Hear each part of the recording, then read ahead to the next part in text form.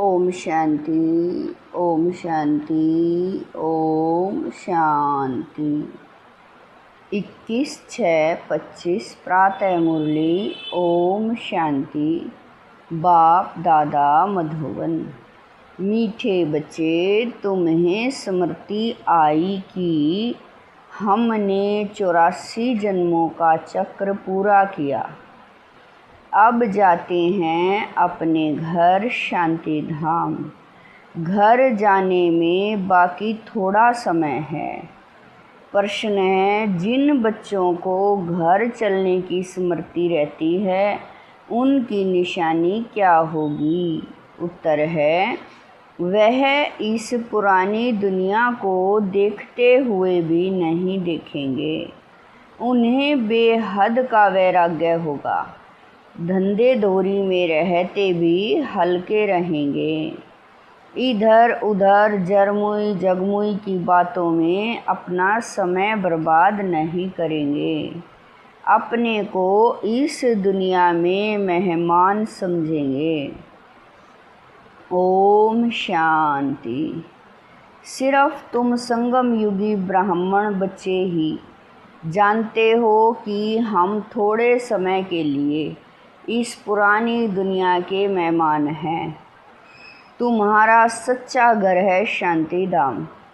उनको ही मनुष्य बहुत याद करते हैं, मन को शांति मिले। परंतु मन क्या है, शांति क्या है, हमको मिलेगी कहाँ से? कुछ भी समझते नहीं हैं। तुम जानते हो अभी अपने घर जाने के लिए बाकी थोड़ा समय है। सारी दुनिया के मनुष्य मात्र नंबरवार वहाँ जाएंगे। वह है शांति धाम और यह है दुख धाम। यह याद करना तो सहज है। बाबा कह रहे हैं, यह याद करना तो सहज है ना। कोई भी बूढ़े हो व जवान हो, यह तो याद कर सकते हो ना। इनमें सारे सृष्टि का ज्ञान आ जाता है। सारी डिटेल बुद्धि में आ जाती है। अभी तुम संगम युग पर बैठे हो, यह बुद्धि में रहता है। हम जा रहे हैं शांति धाम ड्रामा प्लान अनुसार। यह बुद्धि में रहने से तुमको खुशी होगी, स्मृति रहेगी। हमको अपने 84 जन्मों की स्मृति आई है। वह भक्ति मार्ग अलग है, यह है ज्ञान मार्ग की बातें। बाप समझा रहे हैं, मीठे बच्चों, अब अपना घर याद आता है। कितना सुनते रहते हो, इतनी ढेर बातें सुनते हो। एक यही है कि अभी हम शांति धाम जाएंगे, फिर सुख धाम आएंगे। बाप आया ही है पावन दुनिया में ले जाने के लिए। सुख धाम में भी आत्माएं सुख और शांति में रहती हैं। शांति धाम में सिर्फ शांति है। यहाँ तो बहुत हंगामा है ना। यहाँ मधुबन से तुम जाएंगे अपने घर में तो बुद्धि जरमुई जगमुई अपने धंधे आदि तरफ चली जाएगी। यहाँ तो वह झंझट नहीं रहती। तुम जानते हो हम आत्माएं हैं ही शांति धाम के निवासी। यहाँ हम पार्टदारी बने हैं और कोई को यह पता नहीं कि हम पार्टदारी कैसे हैं। तुम बच्चों को ही बाप आकर पढ़ाते हैं। कोर्टों में कोई पढ़ाते हैं, सब तो नहीं पढ़ेंगे। तुम अभी कितने समझदार बनते हो। पहले बेसमझ थे, अभी तो देखो लड़ाई झगड़ा आदि कितना है। इनको क्या कहेंगे? हम आपस में भाई भाई हैं, वो भूल गए हैं। भाई भाई कभी खून नहीं करते हैं क्या? बाबा कह रहे हैं, भाई भाई कभी खून करते हैं क्या? हाँ, खून करते भी हैं तो सिर्फ मिल्कियत के लिए। अभी तुम जानते हो हम सब एक बाप के बच्चे भाई भाई हैं। तुम प्रैक्टिकल में समझते हो, हम आत्माओं को बाबा आकर पढ़ाते हैं। 5000 वर्ष पहले मुआफिक हमको पढ़ाते हैं, क्योंकि वह ज्ञान का सागर है। इस पढ़ाई को और कोई भी नहीं जानते, यह भी तुम बच्चे जानते हो।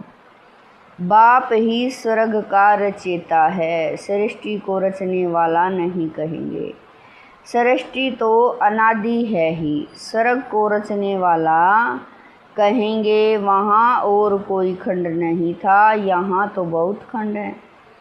कोई समय था जब कि एक ही धर्म था, एक ही खंड था।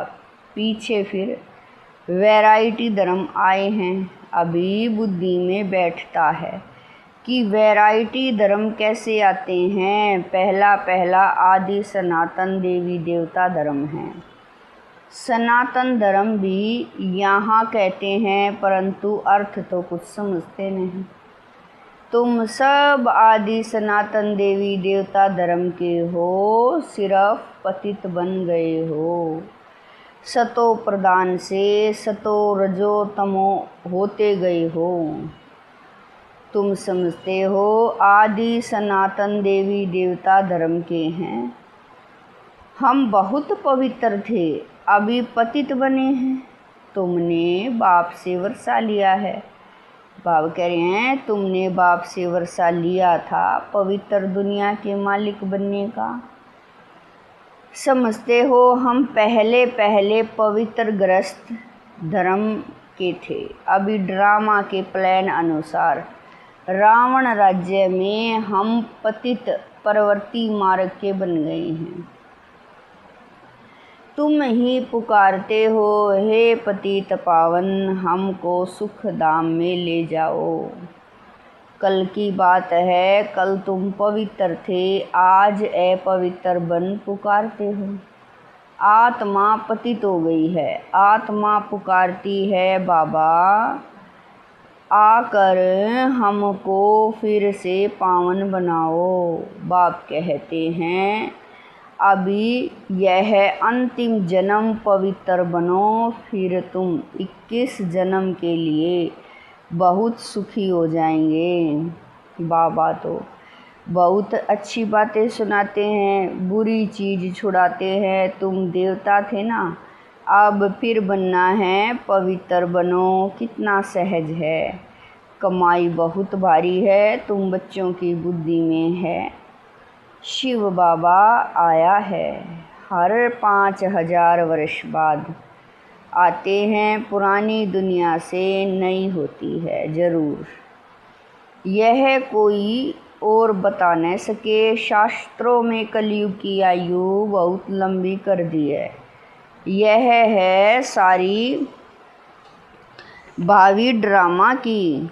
अभी तुम बच्चे पापों से मुक्त होते, बाबा कह रहे हैं, अभी तुम बच्चे पापों से मुक्त होने का पुरुषार्थ करते हो। ध्यान रहे और कोई पाप न हो जाए। देह अभिमान में आने से ही फिर और विकार आते हैं, जिससे पाप होता है। इसलिए भूतों को भगाना पड़ता है। इस दुनिया की कोई भी चीज़ में मोह न हो। इस पुरानी दुनिया से वैराग्य हो। बल देखते हो पुराने घर में रहे पड़े हो, परंतु बुद्धि नई दुनिया में लगी हुई है। जब नए घर में जाएंगे तो नए को ही देखेंगे। जब तक यह पुराना घर ख़त्म हो, तब तक आँखों से पुराने को देखते हुए याद नए को करना है। कोई भी ऐसा काम नहीं करना है जो फिर पछताना पड़े। आज फलाने को दुख दिया, यह पाप किया। बाबा से पूछ सकते हो, बाबा यह पाप है, गुटखा क्यों खाना चाहिए? पूछेंगे नहीं तो गुटखा खाते रहेंगे। बाबा से पूछेंगे तो बाबा झट हल्का कर देंगे। तुम बहुत भारी, बाबा कह रहे हैं, तुम बहुत भारी हो। पापों का बोझा बड़ा भारी है। 21 जन्म फिर पापों से हल्के हो जाएंगे। जन्म जन्मांतर का सिर पर बोझा है, जितना याद में रहेंगे हल्के होते जाएंगे। खाद निकलती जाएगी और खुशी चढ़ जाएगी। सतयुग में तुम बहुत खुशी में थे, फिर कम होते होते सारी खुशी तुम्हारी गुम होती गई है। सतयुग से लेकर कलयुग तक इस जर्नी यात्रा में 5000 वर्ष लगे हैं। स्वर्ग से नरक में आने की यात्रा का अभी पता लगा है कि हम स्वर्ग से नरक में कैसे आए हैं। अभी फिर तुम नरक से स्वर्ग में चलते हो। 1 सेकंड में जीवन मुक्ति। बाप को पहचाना, बाप आए हैं तो ज़रूर हमको स्वर्ग में ले जाएंगे। बच्चा पैदा हुआ और मिल्कियत का मालिक बन गया। बाप के बने तो फिर नशा चढ़ना चाहिए ना, उतरना क्यों चाहिए? तुम तो बड़े हो ना। बेहद बाप के बच्चे बने हो तो बेहद की राजधानी पर तुम्हारा हक है। इसलिए गायन भी है, अति इंद्रिय सुख पूछना हो तो गोपी वल्लभ के गोप गोपियों से पूछो। वल्लभ बाप है ना, उनसे पूछो। नंबरवार पुरुषार्थ अनुसार ही खुशी का पारा चढ़ेगा। कोई तो झट आप समान बना देंगे। बच्चों का काम ही यह है, सब कुछ बुलाए अपनी राजधानी की याद दिलाना। तुम तो स्वर्ग के मालिक थे, अभी कलयुग पुरानी दुनिया है, फिर नई दुनिया होगी। अभी तुम बच्चों की बुद्धि में है कि हर 5000 वर्ष बाद बाप भारत में ही आते हैं, उनकी जयंती भी मनाते हैं। तुम जानते हो बाप आकर हमको राजधानी देकर जाते हैं, फिर याद करने की दरकार ही नहीं रहती। फिर जब भक्ति शुरू होती है तब याद करते हैं। आत्मा ने माल खाए हैं तो याद करती है बाबा, फिर आकर हमको शांति धाम सुख धाम में ले जाओ। अभी तुम बच्चे समझते हो वह हमारा बाप है, टीचर भी है, गुरु भी है। सृष्टि के आदि मध्य अंत का चक्कर 84 जन्मों का ज्ञान तुम्हारी बुद्धि में है। अनगिनत बार 84 जन्म लिए हैं और लेते रहेंगे। इनका अंत कभी होता नहीं है। तुम्हारी बुद्धि में ही यह चक्कर है। सब दर्शन चक्कर घड़ी घड़ी याद आना चाहिए। यही मन मना भव है। जितना बाप को याद करेंगे उतना पाप भस्म होंगे। तुम जब कर्मातीत अवस्था के समीप पहुंच जाएंगे तो तुमसे कोई भी विक्रम नहीं होंगे। अभी थोड़े थोड़े विक्रम हो जाते हैं। संपूर्ण कर्मातीत अवस्था अभी थोड़े ही बनी है। यह बाबा भी तुम्हारे साथ स्टूडेंट है, पढ़ाने वाला है। शिव बाबा भले इनसे बाबा कह रहे हैं भले इनमें प्रवेश करते हैं, यह भी स्टूडेंट है। यह है नई नई बातें। अब सिर्फ तुम बाप को और सृष्टि चक्र को याद करो। वह है भक्ति मार्ग, यह है ज्ञान मार्ग। रात दिन का फर्क है। वहाँ कितने झांझ घंटे आदि बजाते हैं, यहाँ सिर्फ याद में रहना है। आत्मा तो अमर है, अकाल तख्त भी है। ऐसे नहीं कि अकाल मूर्त सिर्फ बाप है, तुम भी अकाल मूर्त हो। अकाल मूर्त आत्मा का यह भ्रुकुटी तख्त है। जरूरी बाबा कह रहे हैं जरूर भ्रुकुटी में ही बैठेंगे, पेट में थोड़ा ही बैठेंगे। अभी तुम जानते हो हम अकाल मूर्त आत्मा का तख्त कहाँ है। इस भ्रुकुटी के बीच में हमारा तख्त है। अमृतसर में अकाल तख्त है ना, अर्थ कुछ भी नहीं समझते। महिमा भी गाते हैं अकाल मूरत, उन बाबा कह रहे हैं उनके अकाल तख्त का किसी को पता नहीं है, अभी तुमको मालूम पड़ा है। तख्त तो यही है जिस पर बैठकर सुनाते हैं। तो आत्मा अविनाशी है, शरीर है विनाशी। आत्मा का यह अकाल तख्त है, सदैव यह अकाल तख्त रहता है, यह तुम समझते हो। उन्होंने फिर वह तख्त बनाकर नाम रख दिया है। वास्तव में अकाल आत्मा तो यहाँ बैठी है, तुम बच्चों की बुद्धि में अर्थ है। एक ओंकार, इनका अर्थ तुम समझते हो। मनुष्य मंदिरों में जाकर कहते हैं अच्युतम केशवम, अर्थ कुछ नहीं, ऐसे ही स्तुति करते रहते हैं। अच्युतम केशवम राम नारायणम। अब राम कहाँ नारायण कहाँ, बाप कहते हैं वह सब है भक्ति मार्ग। ज्ञान तो बड़ा सिंपल है, कोई को बात पूछने के पहले बाप और वर्षे को याद करना है। वह मेहनत कोई से होती नहीं है, भूल जाते हैं।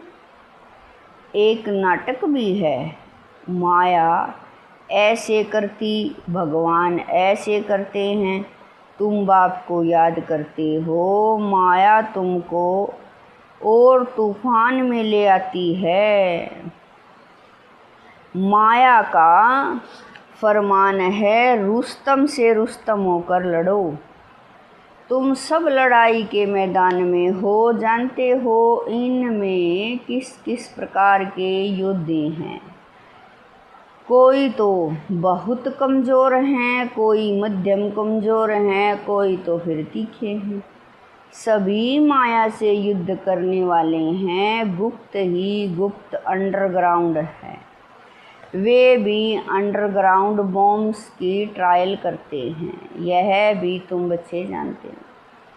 अपनी मौत के लिए सब कुछ कर रहे हैं, तुम बिल्कुल शांति में बैठे हो। उनका है साइंस बल। कुदरती आपदाएं भी बहुत हैं, उनमें तो कोई का वश चल न सके। अभी झूठी बरसात के लिए भी कोशिश करते हैं। झूठी बरसात पड़े तो फिर अनाज जास्ती हो। तुम बच्चे तो जानते हो कितनी भी बरसात पड़े फिर भी नेचुरल कैलमिटी ज़रूर होनी है। मूसलधार बरसात पड़ेगी, फिर क्या कर सकेंगे। इनको कहा जाता है नेचुरल कैलमिटीज। सतयुग में यह होती नहीं, यहाँ होती है, जो फिर विनाश में मदद करती है। तुम्हारी बुद्धि में है। हम जब सतयुग में होंगे तो जमुना के कंठे पर सोने के महल होंगे। हम बहुत थोड़े वहाँ के रहने वाले होंगे। कलप कलप ऐसे होता रहता है, पहले थोड़े होते हैं फिर झाड़ बढ़ता है। वहाँ कोई भी गंदगी की चीज़ होती ही नहीं। यहाँ तो देखो चिड़ियाँ भी गंद करती रहती, वहाँ गंदगी की बात नहीं, उनको कहा ही जाता है हेवन। अभी तुम समझते हो हम यह देवता बनते हैं तो अंदर में कितनी खुशी होनी चाहिए। माया रूपी जिन्न से बचने के लिए बाप कहते हैं तुम बच्चे इस रूहानी धंधे में लग जाओ। मन मना भव, बस इससे बाबा कह रहे हैं इसमें ही जिन्न बन जाओ। जिन्न का मिसाल देते हैं ना, कहा काम दो तो बाबा भी काम देते हैं, नहीं तो माया खा जाएगी। बाप का पूरा मददगार बनना है।